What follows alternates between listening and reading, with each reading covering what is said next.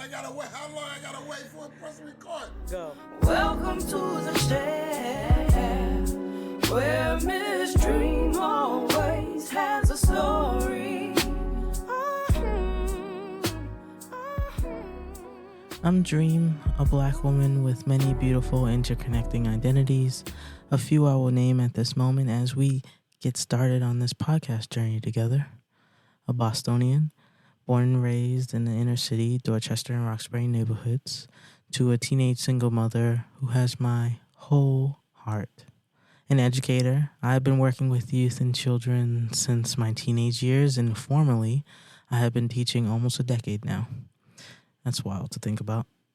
An entrepreneur, I am the founder of The Chair, a black and brown centered tech platform dedicated to supporting people on their hair journey, where you can design hairboards, connect to hairstylists, and share hair care tips for a more joyous experience. I have a workable site, my prototype. It took me 2 years to build, and now I'm on this adventure that you're currently on with me. My goal for this podcast is to share stories, black stories, educator stories, entrepreneurship stories, and hair stories. I want you to leave each episode with the opportunity to gain new insight, just a glimpse into my world or the worlds that are featured on my podcasts, a little chuckle during your day or night, possibly a little anger to encourage you to advocate for justice, and hope to continue learning and dreaming. So come in and listen to the beautiful voices in the chair as they share their stories, starting with me. Where we share stories in the chair.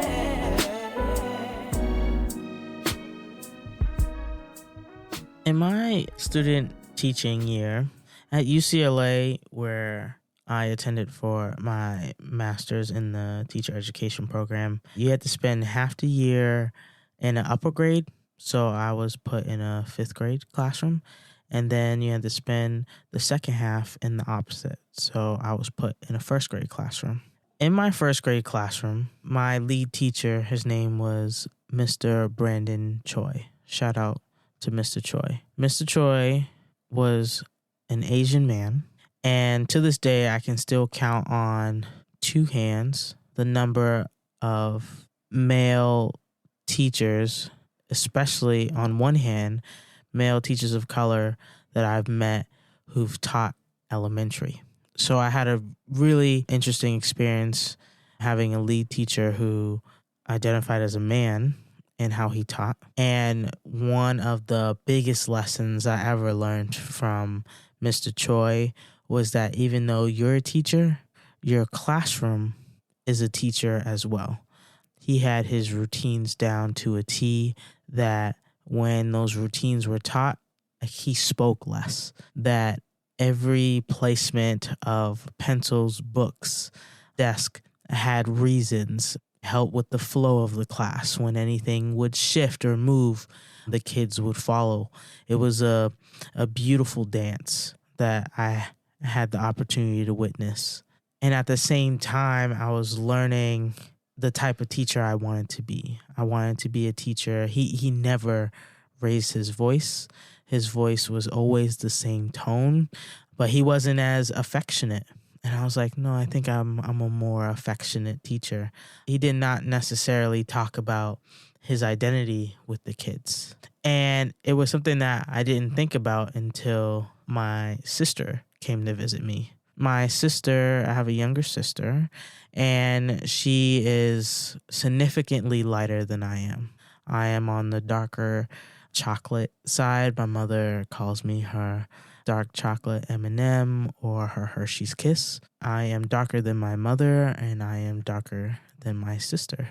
And so growing up, a lot of people assumed that my sister was a cousin, or that we were just friends, or we weren't even related for that matter.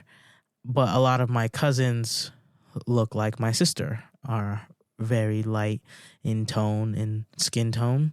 And so when she came to visit, I have a class with Mr. Choi full of black and brown kids.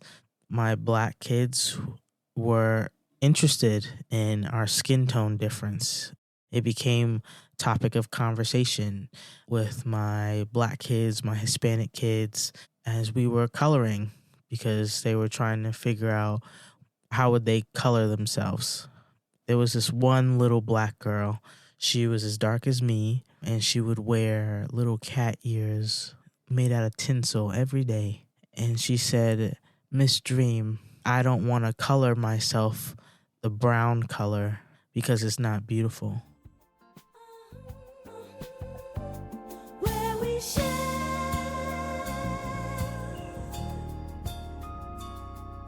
stories in the chair.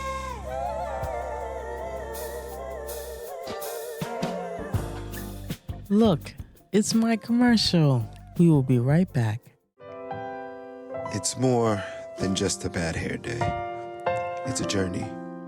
Finding the right hairstyle isn't easy, nor is finding the right stylist or the right products. Looking in every corner of the web gets messy, overwhelming, and exhausting. All the ads, the articles, the products, the videos, it shouldn't be this hard, but it is. And now, it isn't. The Chair. A black and brown centered platform where you can design hairboards, connect to hairstylists, and share hair care tips for a new joyful path on your hair journey. Avoid the clutter, save yourself hours, months, and even years of research and poor trial and error. Everything you need and only what you need is in one place. Hairboards made by people like you, for you. Find the right products, the right people, the right answers for you, stress-free. Join the Chair community and make every day a great hair day. When you share your pain, you allow others to help you. And when you share your success, you help others get theirs. Lean on the Chair. We got you. No stress, no strife. In the chair. The chair. The chair. All right. Oh, and if you're interested to learn more about my experiences as a Black woman and educator in Guangzhou, China, I wrote my first ebook titled Nowhere and Everywhere, Captured Emotions of a Beautifully Broken Love Story. It is on lulu.com. Take a read and see some beautiful photography of mine. Enjoy the rest of the show. The chair. I asked her, I was like, "Who told you that?" And she was like, "Everybody knows that." And I said, "Who is everybody?" And so my sister came over and she also said, the brown color is beautiful. And she was like, "I'm going to color my skin tone your color," referring to my sister, who is of a lighter skin tone. And at that moment, I realized how much identity plays into how kids see themselves. And even though I had first graders, they were recognizing color. They were attaching standards to color. They were attaching beauty to color. And so I told Mr. Choi, and I said, "Hey, Mr. Choi, I want to address this." And he said, "Okay, you can address this," but Mr. Choi was so good when it came to how does this connect to the standards? What are we teaching them besides just talking about color? And so we had to work on shapes. So we were working on shapes related to circles and 3D figures. So we were able to draw ourselves. And then we were working on our colors, which fell into the category. So we were able to talk about the different melanated shades and all the other rainbow shades and how to talk about color. And then there was able to read different books about identity. And it was the beginning of our conversation.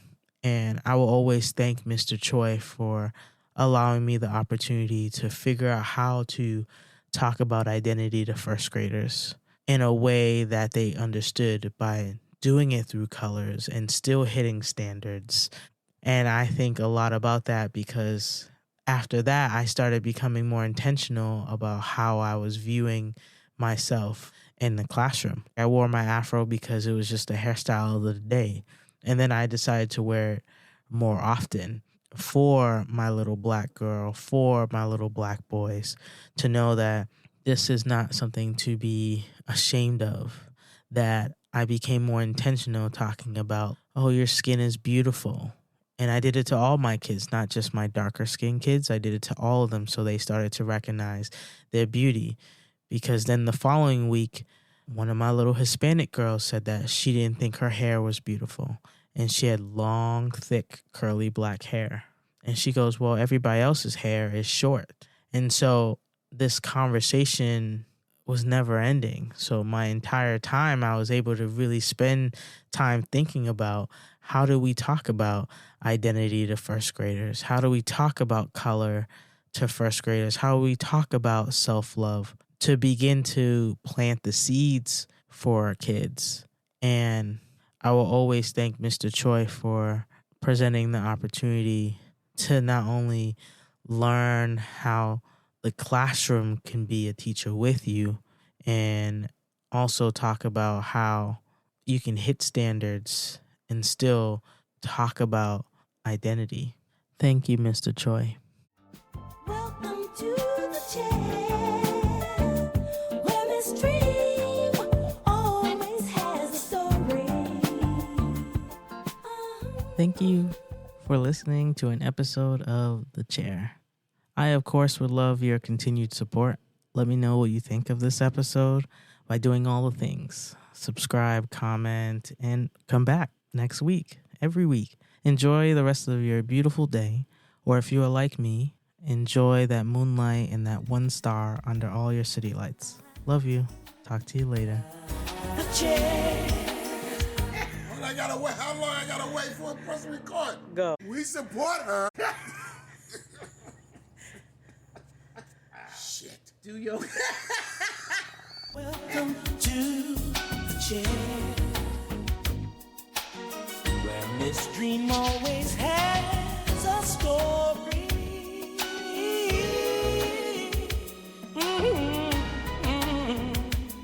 Where we share stories in the chair.